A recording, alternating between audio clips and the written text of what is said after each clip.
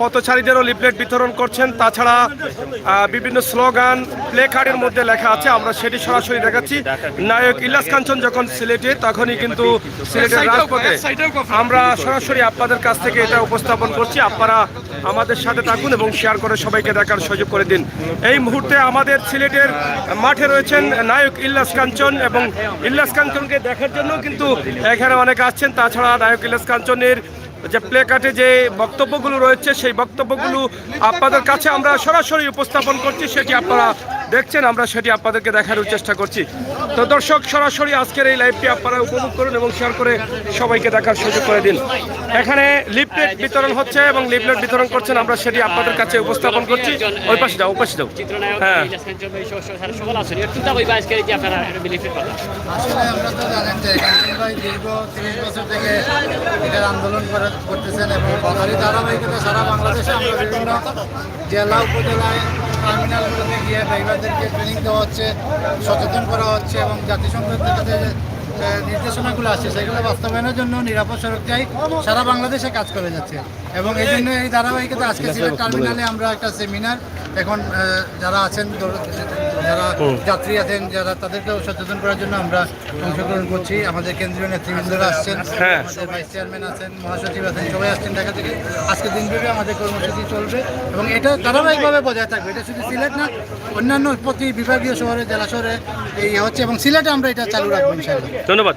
আমরা একটু ভাই, আমরা এই যে লিফলেট বিতরণ করে আসলে কি বার্তা দিচ্ছেন যারা আমাদের জনসাধারণ আছেন এবং আমাদের লিফলেটটার মধ্যে একটু বড় করো, পাঁচটা ইন্সপেক্টরের ব্যাপারে মানে আমরা সচেতন করছি। পাশাপাশি সড়ক দুর্ঘটনা রোধ করার জন্য কার কি দায়িত্ব, কার কি করণীয়, যারা আমরা সড়ক ব্যবহার করি, সড়ক আমরা কারা কারা ব্যবহার করি, আমরা পথচারীরা ব্যবহার করি, আমরা যাত্রী হিসাবে ব্যবহার করি, আমরা যারা গাড়ি চালাই তারা ব্যবহার করি, এমনকি আপনার প্রশাসনও কিন্তু সড়ককে ব্যবহার করছে। তো সকলের যে মানে দায় দায়িত্ব যেটা আছে, সেই দায় দায়িত্ব সম্পর্কে আমরা এই লিফলেটের মধ্যে উল্লেখ করেছি। আমরা আশা করি যে তাদের প্রত্যেকের দায় দায়িত্বগুলো বুঝে যদি সেভাবে সড়ককে যদি ব্যবহার করা যায়, তাহলে অবশ্যই আপনার গিয়ে ওই সড়ক দুর্ঘটনা আমরা কমাতে পারবো। আমরা একটি বিষয় আপনার কাছ থেকে জানতে চাই। আমরা বাহিরের দেশে দেখছি যে যখনই কোনো যাত্রী পারাপার হতে হয়, তারা গাড়িটা ব্রেক করে যাত্রীকে প্রাধান্য প্রথমে দেওয়া হয়, কিন্তু আমাদের দেশে এটার একটু ভিন্ন চিত্র দেখা যাচ্ছে। এই বিষয়টা নিয়ে আপনাদের কি কোনো উদ্যোগ আছে? আমাদের দেশে ভিন্ন চিত্রের কারণ হলো যে আমাদের লোক সংখ্যা বেশি, ব্যান্ডের তুলনায় আমাদের লোক সংখ্যা ডেন্সিটি খুব বেশি, যার জন্য একটা চালক যদি আপনার থামতে হয় তাহলে সারাক্ষণই তার দাঁড়ায় থাকতে হবে। তো যে কারণের জন্য আমাদের দেশে আসলে কখনো চালক দাঁড়াবে, কখনো আবার পথচারীকেও দাঁড়াতে হবে। যখন দেখবে যে গাড়িটা চলছে তখন তাকে দাঁড়াতে হবে। এই পথচারীর নিয়ম কানুনগুলো এখানে আছে।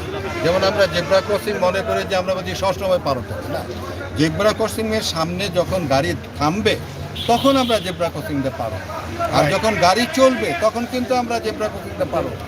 এটা তো সিস্টেম, এটা আমাদের দেশে না, সারা পৃথিবীর এটা সিস্টেম।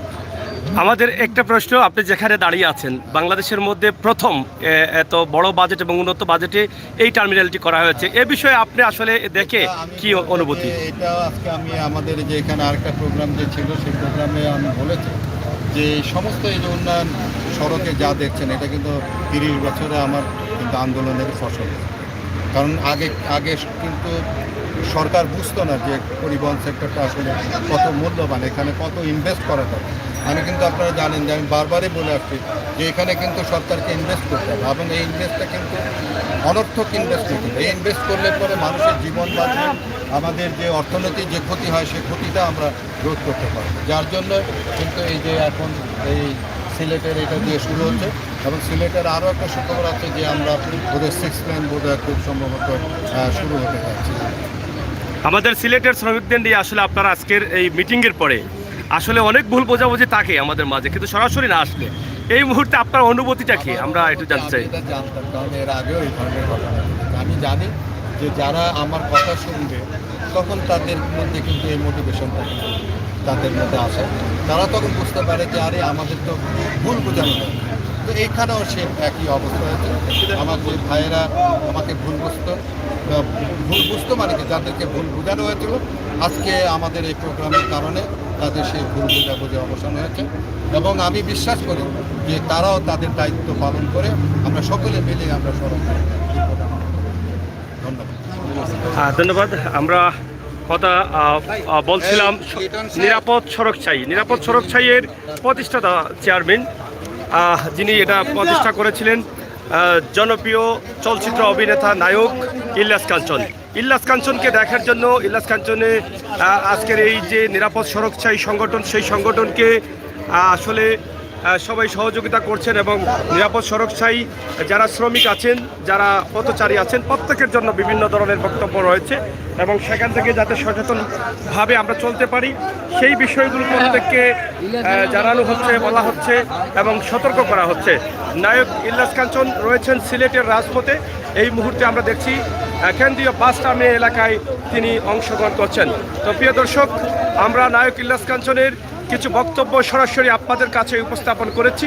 আপনারা যারা ছিলেন, যারা আছেন, অবশ্যই আমাদের সাথে যুক্ত থেকে সহযোগিতা করবেন সেই প্রত্যাশা রাখছি। আপনাদের মত অবশ্যই এই ভিডিওটি শেয়ার করে সবার কাছে পৌঁছে দিবেন। ওনার প্রত্যেকটি বক্তব্য কিন্তু আমাদের প্রত্যেকের জন্য প্রয়োজন। তাই আমরা চাই নিরাপদ সড়ক, যাতে যানবাহনের চলাচলে রাস্তাঘাটে আমাদের জীবনের নিরাপত্তা থাকে, সেই বিষয়টি কিন্তু আমরা প্রত্যেকে আশা করি। তো যাই হোক, ওনাকে অসংখ্য ধন্যবাদ। আমাদের প্রাণীর সিলেটে এসেছেন এবং সিলেটের সব শ্রমিকদের নিয়ে তিনি কাজ করছেন। এখানে একটি সিলেট শ্রমিক সংগঠনদের মধ্যে একটা ভুল বোঝাবুঝি ছিল, সেটারও অবসান ঘটেছে অবশেষে। আসলে দুপক্ষের মধ্যেই কিন্তু এখন আনন্দ বিরাজ করছে। আমরা মনে করি এই সংগঠন নিয়ে আগামীতে আমরা যারা রাস্তাঘাটে চলাচল করব, নিঃসন্দেহে আমরা নিরাপদে চলাচল করতে পারবো। এই নিরাপদে চলাচল করতে হলে যেভাবে শ্রমিকদের সহযোগিতার প্রয়োজন এবং ভালো থাকার প্রয়োজন, খেয়াল রাখার প্রয়োজন, ঠিক একইভাবে পথচারীদেরও খেয়াল রাখতে হবে। সবাই মিলেই কিন্তু আমরা পারি গড়তে একটা নিরাপদ সড়ক এই বাংলাদেশে। আসুন আমাদের প্রত্যেকের মনোবাসনা পুরা হোক এবং যিনি নিরাপদ সড়ক নিয়ে আন্দোলন করছেন দীর্ঘদিন থেকে, নায়ক ইলিয়াস কাঞ্চন, ওনার সাফল্য এবং ওনার সুস্বাস্থ্য দীর্ঘ কামনা করছি। ভালো থাকবেন, নিরাপদে থাকবেন, সুস্থ থাকবেন। আমাদের এই ভিডিওটি আপনারা সবার কাছে পৌঁছে দিবেন, এটা প্রত্যেক মানুষের জন্য প্রয়োজনীয়। ধন্যবাদ সবাইকে। আল্লাহ হাফেজ। Thank you, भैया।